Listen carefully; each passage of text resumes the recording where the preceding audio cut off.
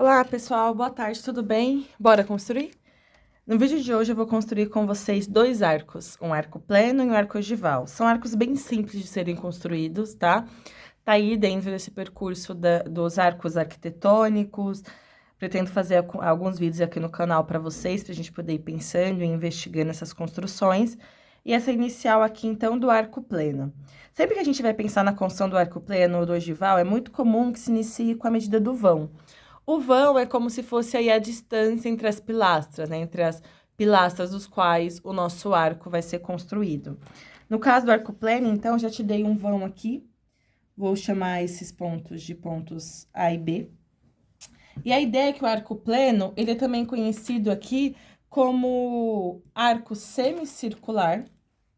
Eu vou fazer com essa caneta, vou.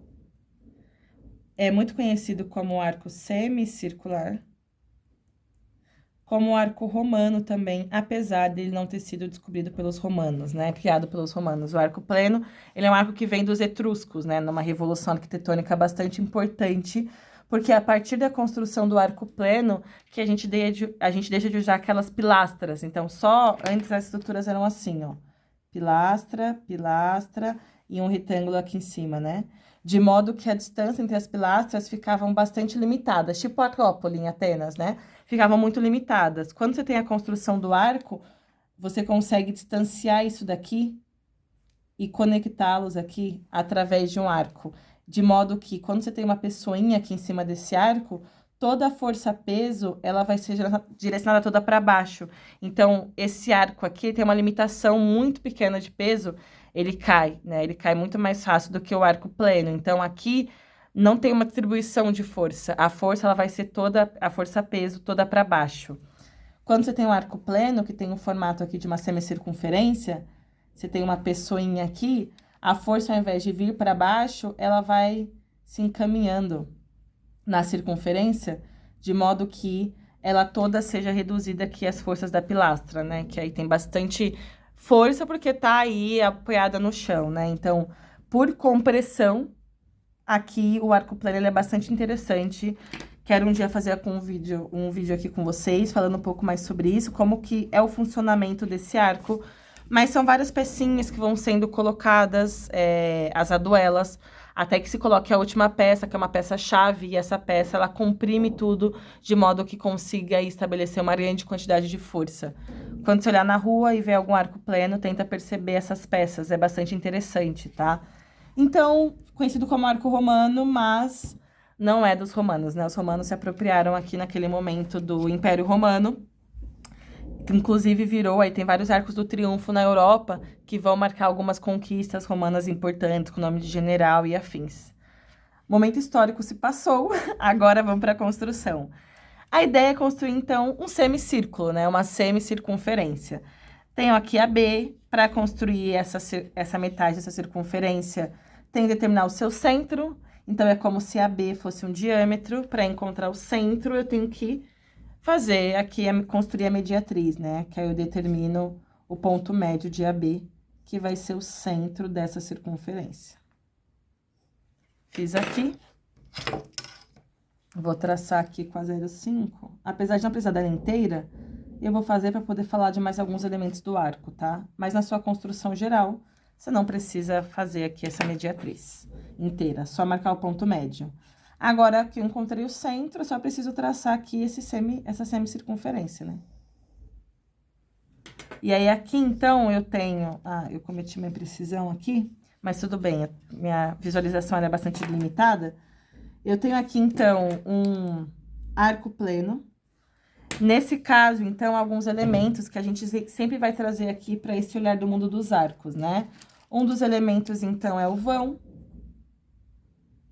a flecha, quantidade de centros e quais são os centros. Vamos lá, nesse caso, então, o nosso vão é o segmento AB. É o que a gente inicia. A nossa flecha, ela é definida aí como a distância, como a altura do nosso arco. Então, nesse caso, é a distância do vão até o ponto mais alto do seu arco, representado pelo segmento MC. Centros. Quando eu fiz aqui, então, todo arco, ele é composto de parte de circunferência. Tanto é que o nome arco é uma definição matemática para falar parte de uma circunferência, né? Quando eu fui fazer isso daqui, eu fiz com centro em M, eu fiz o arco inteiro. Então, nesse caso, é apenas um centro. Nesse caso, os centros, né, só um, vai ser apenas o ponto M, porque foi com centro em M que eu construí esse arco. Tranquilo, né? Construção fácil. O arco ogival também é bem fácil. Vou chamar aqui, então, de ponto D e E. Para construir esse arco, é como se a gente fosse construir um triângulo equilátero. Só que aí a gente não vai fechar o triângulo. Então, ó, vou aqui D. Faço como se fosse fazer um triângulo equilátero. A ideia é que a gente vai pegar a intersecção entre essas duas circunferências aqui. Então, esse é o nosso arco ogival. Olha só, muito fácil, né? Mais fácil que esse até. D, E, F. Nesse caso, então, desse arco, vamos olhar para os elementos dele. Vão, flecha, quantidade de centros. Tá um pouco torta a minha letra, né? Porque eu faço tudo isso daqui numa posição de lado. Enfim. Nesse caso, o vão, então, é o segmento D. A flecha, eu precisaria aqui construir, né, então, uma perpendicular a DE, passando pelo ponto F, que é basicamente a mediatriz. Eu vou representar para vocês. Não, eu vou construir, eu vou usar essa medida aqui, já que eu já usei. Ver se eu consigo. Não, não vou conseguir. Vou pegar aqui a pequenininha. Pronto. Aí eu vou alinhar e vou marcar onde estaria esse ponto. Pronto, aqui. Esse ponto aqui eu vou chamar de ponto G. Vou apagar aqui, tá? Que foi só para mostrar para vocês. Então, GF é a nossa flecha. Aí, nesse caso, ó, olha que eu tenho parte de duas circunferências. Uma, duas. Então, aqui eu tenho dois centros. Nesse caso, eu fiz uma circunferência com centro em D e uma outra com centro em E. Centro em D, centro em E. Então, esses dois aqui, esse também é chamado de ogiva, tá?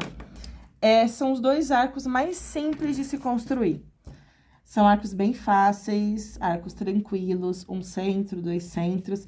É pra gente introduzir o estudo dos arcos. Legal, gente? Espero que tenham gostado, que tenham curtido, que tenha ajudado. Qualquer dúvida, comenta, se inscreve no canal para dar aquela força. E não se esqueça sempre, bora construir?